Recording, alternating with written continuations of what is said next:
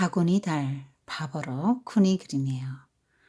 그림이 참 아름다운 책입니다. 바구니 달.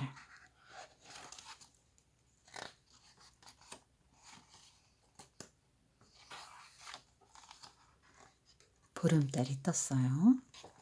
근데 왜 바구니 달이라고 할까? 달이 둥그레졌어요. 우린 둥근 보름달을 바구니 달이라고 해요. 이맘때가 되면 아버지는 바구니를 팔러 허드슨에 가세요. 달이 완전히 둥그러질 때까지 아버지는 바구니를 짜고 보름달이 뜨면 집을 나서서 팔고 오시는 거예요. 말도 없고 마차도 없어서 걸어 다니는데 그 먼 길을 가서 바구니를 다 팔고 필요한 물건과 바꾸고 돌아오려면 아주 깜깜할 때 아주 늦게 오시거든요. 그래서 둥근 달이 이렇게 원상가들을 비춰줄 때 달빛을 따라서 집을 찾아올 수 있기 때문에 꼭 보름달이 뜬 날 바구니를 잔뜩 이렇게 들고 팔러 가시는 거예요. 근데 나는 아버지를 따라가고 싶어 가지고 맨날 따라가게 해 달라고 졸랐는데 아버지는 이 다음에 좀 더 크면 그러면서 "엄마랑 집에 있어." 이러시는 거예요. 아버지 혼자 갔다 오세요. 그래서 허드슨은 어떤 데일까 너무 궁금해서 상상을 해 보려고 했었는데 도시를 처음 한 번도 본 적이 없으니까 상상이 안 돼요. 지금 이 아이는 고산지대 가난한 곳에서 사는데 그 사람도 없어요. 이 사람들이 산속에서 뭘 해 먹고 살겠어요. 이런 나무로 바구니 짜서 혹은 뭐 수슬 거서 팔든지 이러겠죠.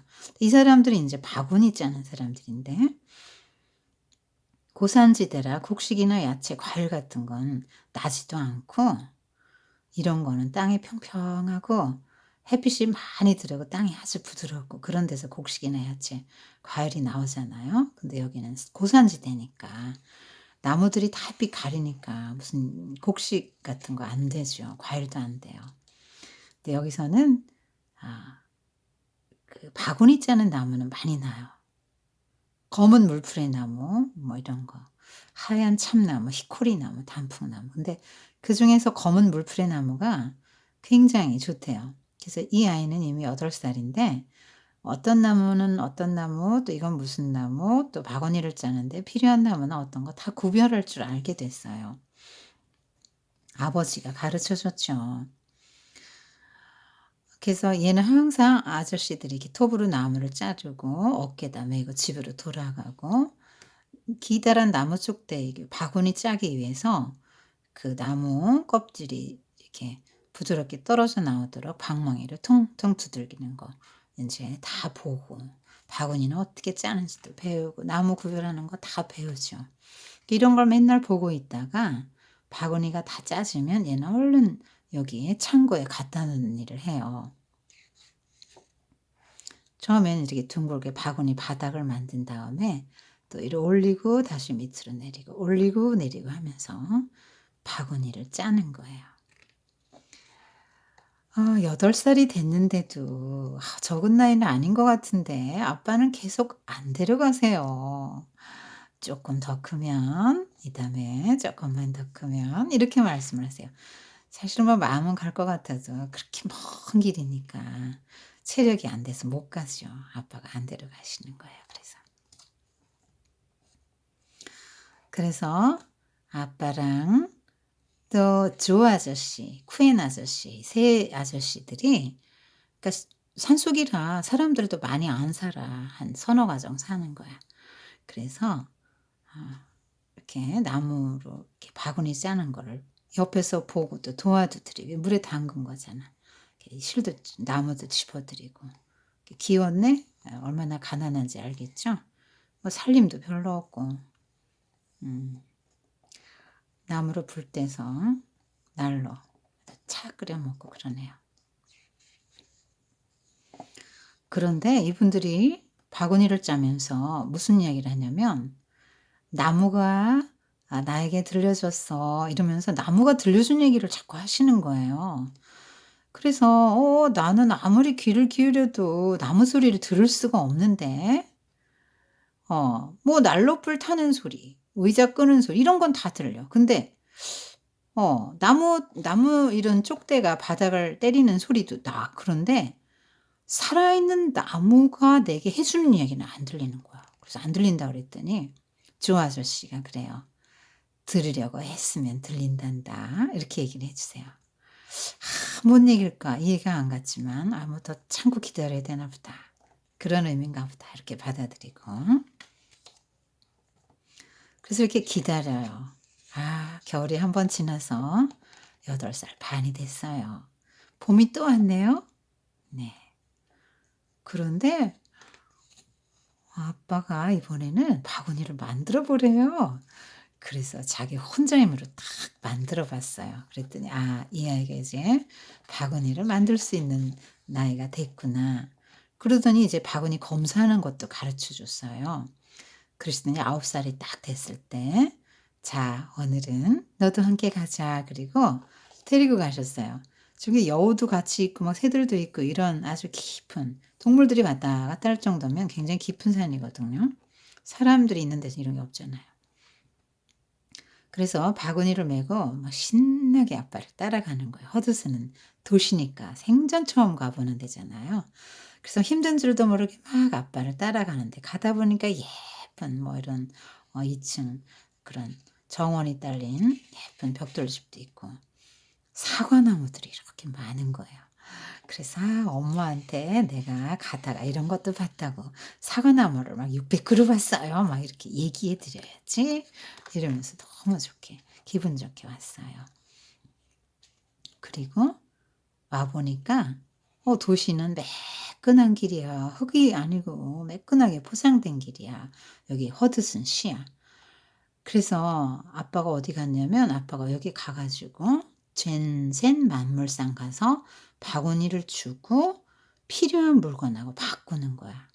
여기 지금 막 톱날이나 막 이런 거 다 필요한 것들을 파는 만물상 프라이팬도 있네. 주천자도 있고 그릇 뭐. 그래서 필요한 거하고 바꿔.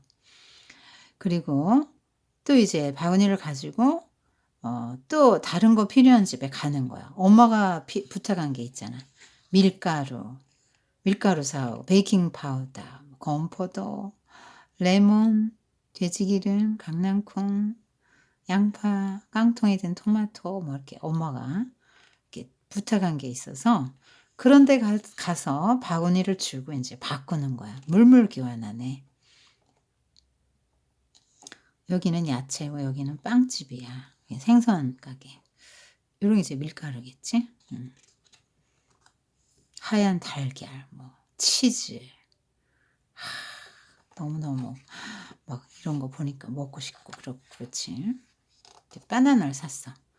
도시 왔더니 여기 허드슨 강변이라 강 냄새도 나고 곰팡이 냄새도 나고 배 냄새도 나고 그래서 쭉 가다가 또 바나나도 샀어, 배에서 파는 거. 그래서 산 것들 다 필요한 것들 통조림 같네. 쭉 이렇게 매달고 얘는 바나나 먹어서 너무 좋네.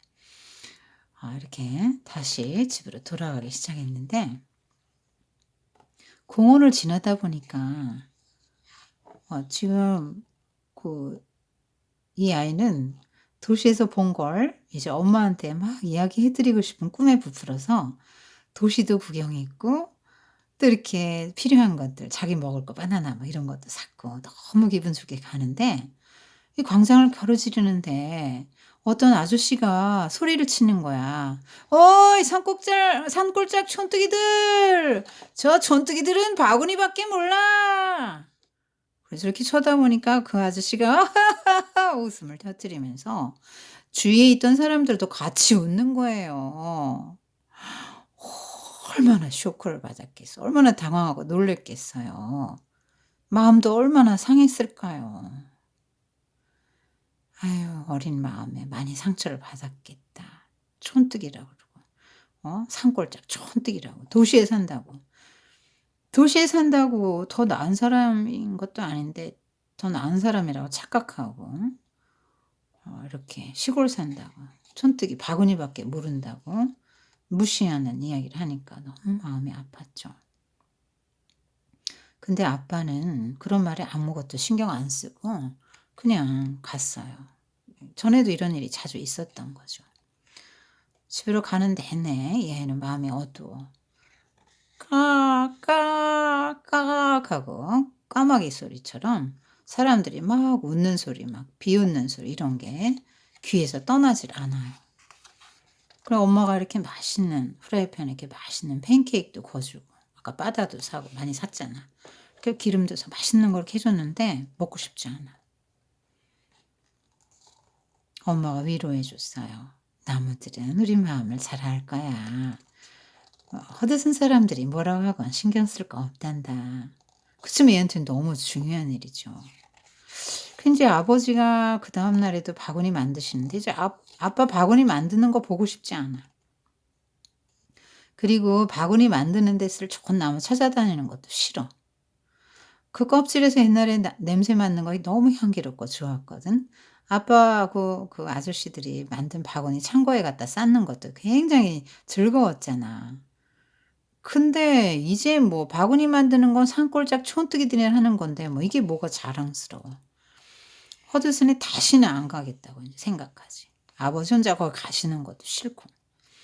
그 어느 날 창고에 들어가서 바구니 더미를 발로 확 걷어찼어요.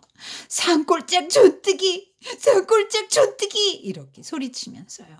바구니 더미가 와르르 무너졌어요. 하지만 바구니는 하나도 망가지지 않았어. 너무너무 튼튼했거든. 그때 조 아저씨가 마당을 빙 돌아 들어왔어. "어이 나무줄기가 좀 더 있어야 되겠는데."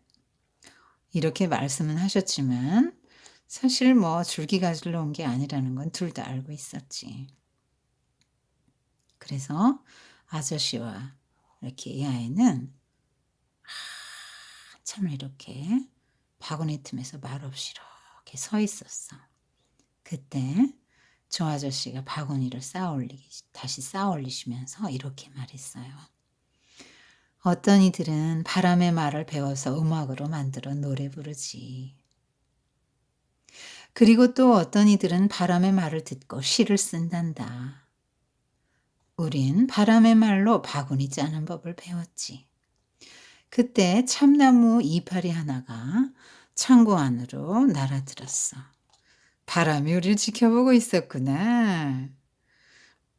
바람은 믿을 만한 존재가 누군지 알거든. 그 소리를 듣는 순간 허드슨에서 본 그 아저씨가 한 말 그런 건 까맣게 잊고 나도 정말 우리 아빠처럼 조 아저씨네 쿠엔 아저씨처럼 '바람이 선택한 존재가 되고 싶다.' 그런 생각을 해요. 그 숲으로 가서 귀를 기울였는데 바람 소리를 들을 수가 없어. 그래서 바구니를 짰지. 조그맣게 하나 짰어. 근데 바구니 다 짤 때까지도 바람의 말이 안 들려. 그런데 밤이 됐을 때 고요한데 바람이 소년을 부르는 소리가 들렸어. "예. 밖으로 나와 봐." 바람이 이렇게 불렀어. 그래서 바람이 이끄는 대로 따라갔어요. 위로 아래로 한밤중에 짙은 나무 그림자를 쫓으면서 바람이 바구니를 짜는 곳으로 갔어요.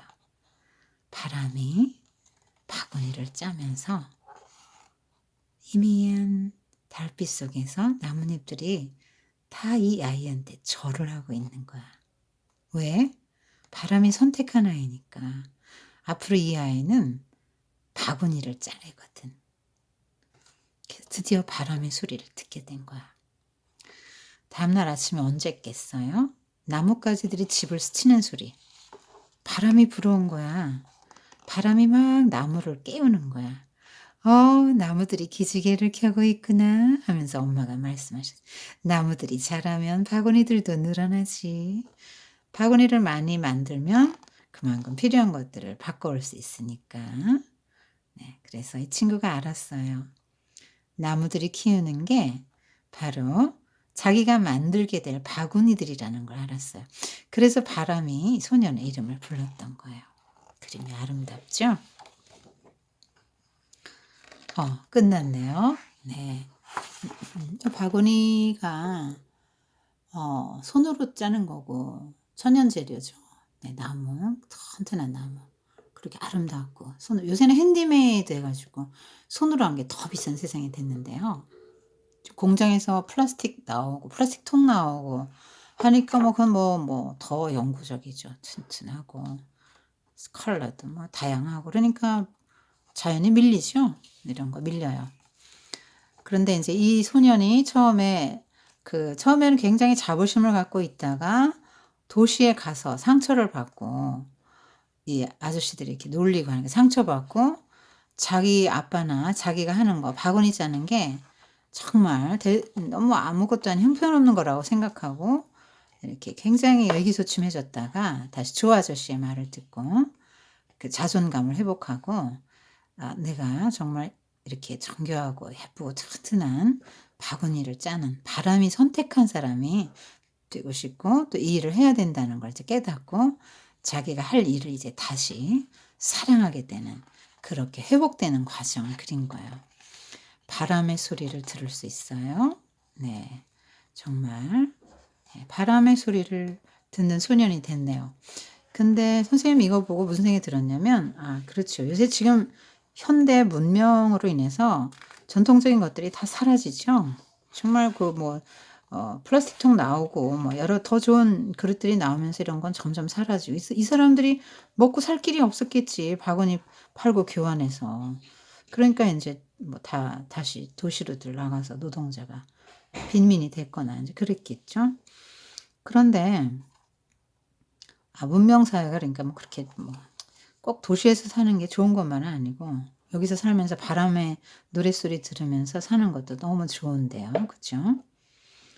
그래서 이런 뭘 이렇게 하는 사람들, 전통적인 걸 하는 사람들이 사는 사람이 없어서 생계 유지가 안 돼서 정말 그 귀한 그 기능 보유자들은 나라에서 살아있는 이렇게 무형 문화재 이렇게 사람을 문화재로 만들었죠. 이런 사람들은 거의 문화재급이죠. 자 근데 선생님은 이런 생각이 들었어요. 꼭 무슨 도회지 살아야 되고 꼭 무슨 이런 이게 도회지에서 사는 것처럼 그냥 이런 것들을 해야만 좋은 게 아니에요. 비록 산속에 살아도 하나님의 분복이라는 게 있거든요. 도시에 사는 사람들이 결코 누리지 못하는 걸 누리면서 살 수 있잖아요. 그래서 깊은 산속에 살아도 하나님이 이곳에서 이런 걸 할 수 있게 살도록 만들어 주셨죠. 도시 사람이 결코 가질 수 없는 걸 갖고 살아가는 거거든요. 그래서 자기 현재의 처지가 산속이든 도시든 우리는 그런 걸 가지고 또 내가 하는 일이 바구니를 짜는 거든 사실 바구니 짜는 거하고 플라스틱 공장 다니는 거하고 뭐가 달라요? 똑같은 거 아니에요? 그릇 만드는 거.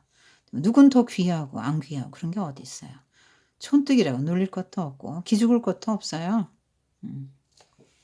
하나님이 그 사람에게 가장 좋은 곳을 인도하셨고 사람마다 허락하신 분복이라는 게 있으니까 그런 것에 감사하면서 기뻐하면서 하나님이 주신 그 곳 하나님이 하게 하신 그 일들을 하나님 앞에서 또 하나님을 기쁘시게 섬기는 마음으로 하고 사람들의 필요를 따라 사람들을 섬기는 마음으로 그런 일들을 쭉 하다 보면 그게 이제 그게 가장 이제 행복한 삶인 거죠.